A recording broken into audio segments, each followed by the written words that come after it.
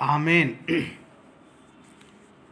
मैं परमेश्वर को धन्यवाद देता हूँ आज की अच्छी वर्शिप आराधना के लिए और आज की मीटिंग को लीड करने के लिए और आज की गवाही और आज का जो है प्रेयर और ओपन सॉन्ग के लिए मैं परमेश्वर को धन्यवाद देता हूँ। प्रभु ने इस्तेमाल किया अपनी महिमा के लिए। मैं परमेश्वर को धन्यवाद देता हूँ। सच में आज का वचन बहुत आशीष का कारण है और इस समय जो है हमला शैतान का एक तरफ से नहीं है, कई तरफ से शैतान का हमला है और वो मैं आपको वचन के द्वारा से साबित कर सकता हूँ, क्योंकि शैतान ये चाहता है कि किसी न किसी तरीके से लोगों को इस मीटिंग से वंचित किया जाए। और मैं एक बात आपको बताऊं कि लोग ये बात को भी जानना चाहते हैं कि प्रभु की इच्छा क्या है और अपनी भी इच्छा को वो पूरा करना चाहते हैं। ये कैसे हो सकता है? ये हो ही नहीं सकता कि हम प्रभु की इच्छा को पूरा करना चाहते हों और अपनी इच्छा को हम पूरा करें और इससे प्रभु की इच्छा पूरी हो, ये नहीं हो सकता। इसलिए कई लोग जो है पूछते हैं, प्रार्थना के विषय में पूछते हैं, वचन के विषय में पूछते हैं, बहुत सारी बातों के बारे में पूछते हैं, पर लेकिन जब पास्टर उनको कुछ भी बात बोलता है, कोई सलाह देता है, कुछ भी करने के लिए बोलता है, उसको इग्नोर कर देते हैं, एक तरफ कर देते हैं, अनसुना कर देते हैं, उस पर ध्यान नहीं देते और ये कहते हैं नहीं, ये पास्टर जी ऐसे बात ये नहीं है, ऐसे बात है। तो मैं उस समय पर चुप रह जाता हूँ कि क्या कर सकता हूँ मैं,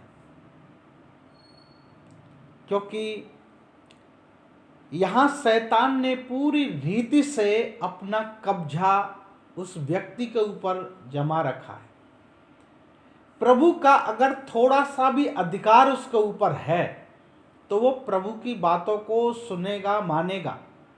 अगर प्रभु का अधिकार वहाँ नहीं है बिल्कुल भी उस व्यक्ति के जीवन में, तो वो प्रभु की कोई भी बातों को सुनेगा और मानेगा नहीं। आज के समय में आपको बता दूं, मैं अभी ऑनलाइन इस मीटिंग में कुछ बात नहीं बोल सकता, पर लेकिन इन दिनों में मैं एक बात आपको ज़रूर बताना और सिखाना आप लोगों को चाहता हूं, क्योंकि अभी मैं बोलूँगा तो आप उस विषय पर कुछ बातें बोलकर ऐसे निकल जाएंगे, पर मैं चाहता हूं कि आप सामने बैठकर उस विषय पर आप बात करें। मैं ये भी चाहता हूं कि अगर कोई व्यक्ति अपने आप को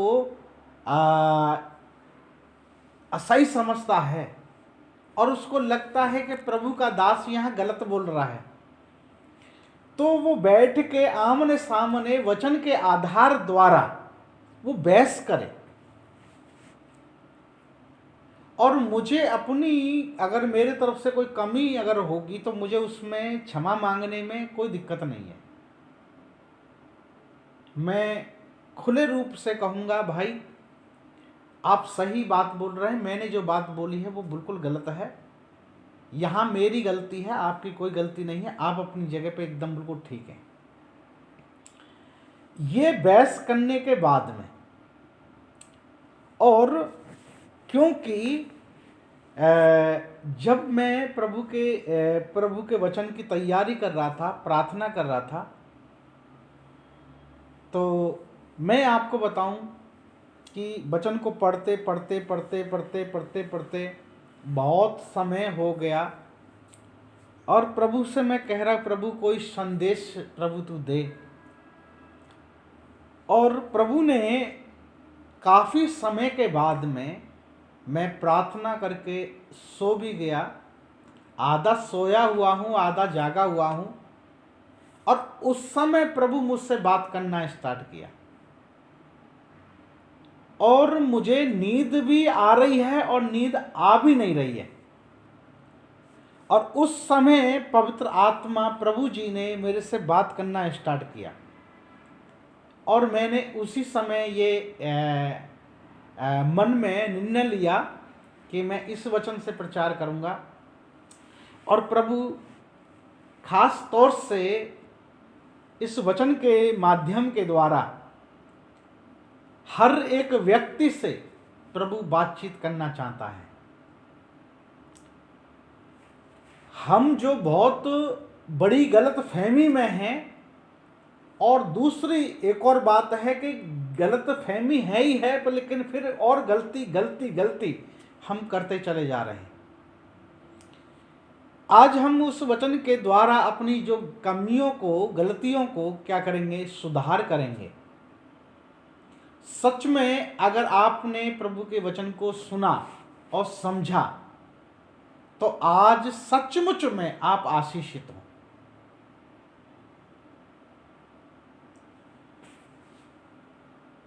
देखो, मुझे जो अधिकार है वो प्रभु के वचन के द्वारा अधिकार है, और आप मसीह में हैं तब तक वो अधिकार आप मुझे दे रहे हैं। जब आप मसीह में नहीं होंगे तो वो अधिकार मेरा आपके ऊपर से खत्म हो जाएगा। इसलिए मुझे जो मतलब है वो केवल मसीह भाई बहनों से है, आपके लोगों से है। आपके परिवार में बहुत सारे लोग होंगे, रिश्तेदार में बहुत सारे लोग होंगे, है ना, उनसे मुझे मतलब नहीं है, और ना मैं उनसे कोई रिस्पेक्ट, आदर, इज्जत या किसी भी प्रकार की हेल्प, मदद की आशा भी नहीं करता। अगर मुझे कुछ आशा, अगर उम्मीद है तो आप लोगों से है, क्योंकि अपने बेटे के ऊपर या बेटी के ऊपर हमें जो अधिकार होता है वो अधिकार हम किसी और के ऊपर नहीं कर सकते, नहीं रख सकते, क्योंकि ऑलरेडी वो अधिकार हमें प्रभु ने दिया है। वो किसी मनुष्य का दिया हुआ अधिकार नहीं है, वो प्रभु का दिया हुआ अधिकार है।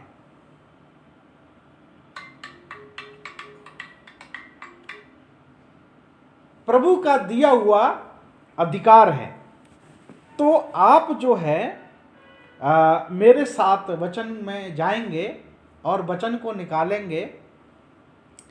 मैं जो कहना चाह रहा हूं, शायद आप उस बात को समझे हैं या नहीं समझे हैं, फिर भी मैं थोड़ा सा खोल देता हूं, क्योंकि अगर मैंने वो बात नहीं खोली तो ये सारी बातें बताना मेरे लिए बेकार होगा।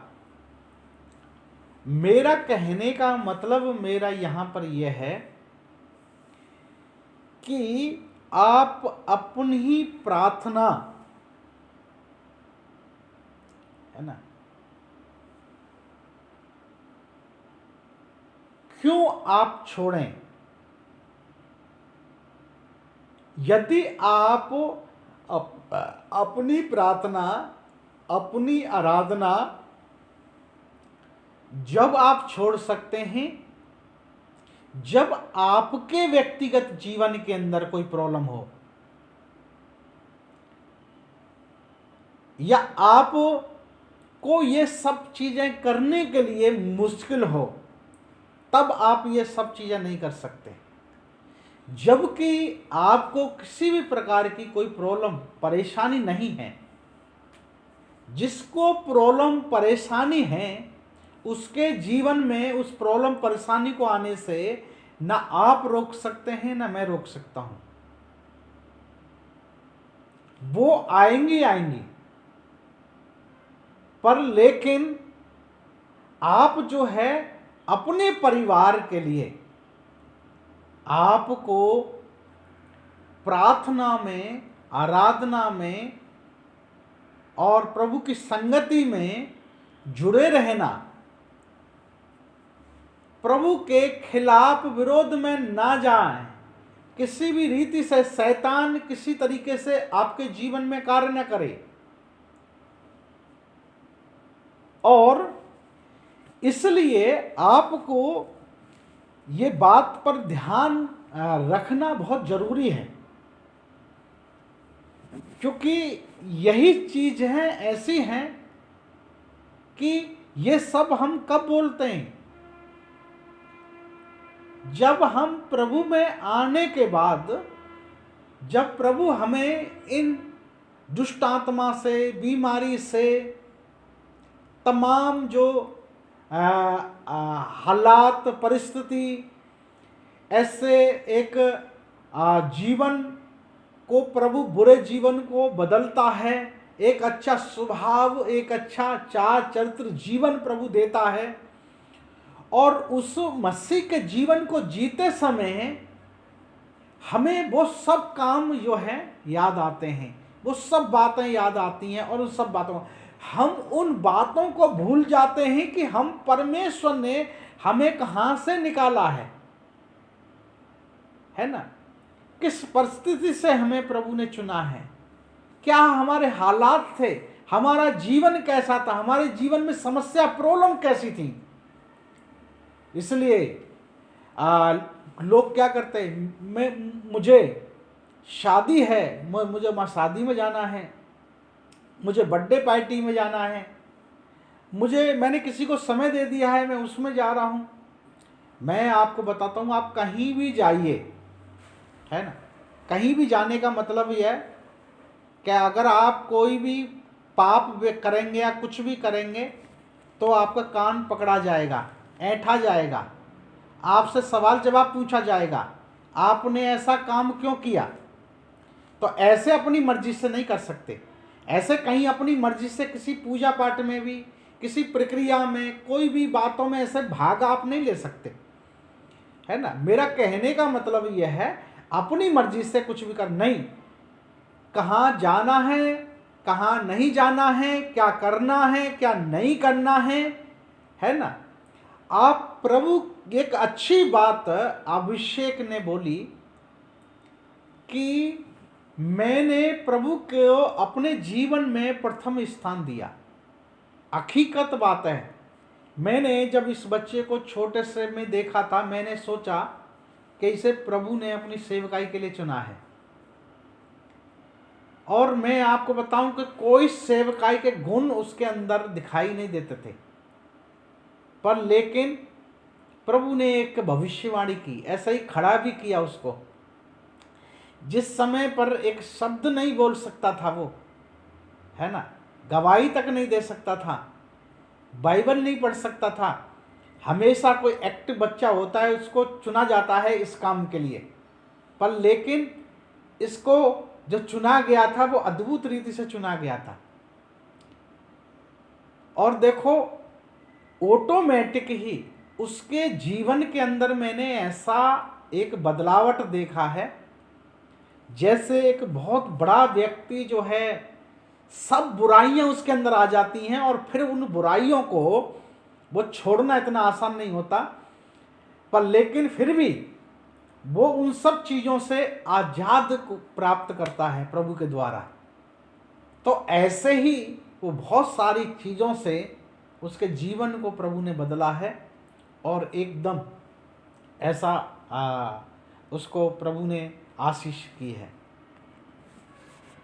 सच में प्रभु की और भी बहुत सारी योजना है उसके जीवन के लिए, प्रभु उन सभी को पूरा करेगा, पर लेकिन करे होंगी जब वो प्रभु के साथ में बना रहेगा, प्रभु के साथ साथ चलता रहेगा, प्रभु का भय मानते हुए पवित्रताई में अपना जीवन को जिएगा, तभी वो सारी चीज़ें उसके जीवन में पूरी हो सकती हैं। यहाँ पर हमें ऐसा लगता है कि हम परमेश्वर को प्रथम स्थान अगर हमने दिया है ना, तो मैं कल एक वीडियो देख रहा था उस पर नेट पर, तो मैं देख रहा था कि लाखों लाखों 10-10 हजार लोगों की बड़ी बड़ी भीड़, और मैं उन दिनों को याद कर रहा था जिस समय पर मुझे पता चलता था कि कोई मीटिंग हो रही है दिल्ली में, कहीं पर भी शहर में, कहीं भी कितनी भी दूर कोई मीटिंग हो रही है, उस मीटिंग को मैं छोड़ता नहीं था और बड़ी आशा के साथ में जाता था वहां पर। और मैं ऐसे कहता था कि मुझे भी जो है वचन को, उस समय ये नहीं था कि सेवकाई करनी है या सीखना है, किसी को सिखाना है या किसी के लिए प्रार्थना करनी है, कुछ नहीं।